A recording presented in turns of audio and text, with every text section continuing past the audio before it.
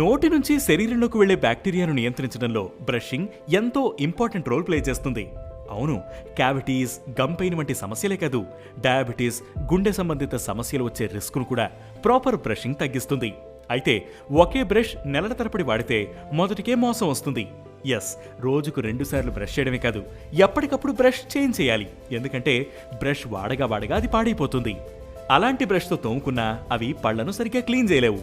పైగా ఆ బ్రష్ బాగా పాతది కావడం వల్ల దానికి కూడా బాగా బ్యాక్టీరియా పట్టేసుంటుంది. అందువల్ల ప్రతి 3 నెలలకోసారి బ్రష్ మార్చడం మంచిదని డెంటిస్టులు సూచిస్తున్నారు. ఈ బ్రషింగ్ కు హార్ట్ డిసీజెస్, డయాబెటీస్ కు లింక్ ఏంటో ఇప్పుడు చూద్దాం.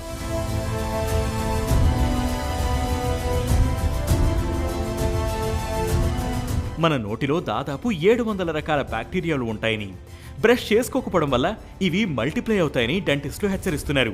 అంతేకాదు ఇవి మన చిగుళ్లలో స్థిరపడి గారపట్టడం, ఫలితంగా ఇన్ఫ్లమేషన్ కు దారితీస్తుందని చెబుతున్నారు. ఈ బ్యాక్టీరియా సహా ఇన్ఫ్లమేటరీ మాలిక్యూల్స్ ఒక్కసారి రక్తంలోకి ప్రవేశిస్తే అవి గుండె వరకు చేరతాయి. అంతేకాదు ఇది ఆథెరోస్క్లెరోసిస్ కి దారితీసే అవకాశం ఉంది. మీ ధమనుల్లో రక్త ప్రవాహానికి అడ్డులు ఏర్పడమే ఈ కండిషన్. ఇది గుండెపై ఎఫెక్ట్ చూపిస్తుంది.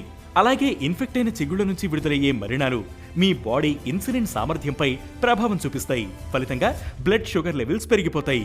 కాబట్టి రోజుకు 2 సార్లు బ్రష్ చేసుకోవడం, మీ బ్రష్ కండిషన్ బట్టి గరిష్టంగా 3 నెలలకు మించకుండా కొత్త బ్రష్ తీసుకోవడం, ఎప్పటికప్పుడు నోరు పుక్కిలించడం వంటి జాగ్రత్తలు పాటిస్తూ ప్రాపర్ ఓరల్ హైజీన్ మెయింటైన్ చేయాలని డెంటిస్టులు సూచిస్తున్నారు.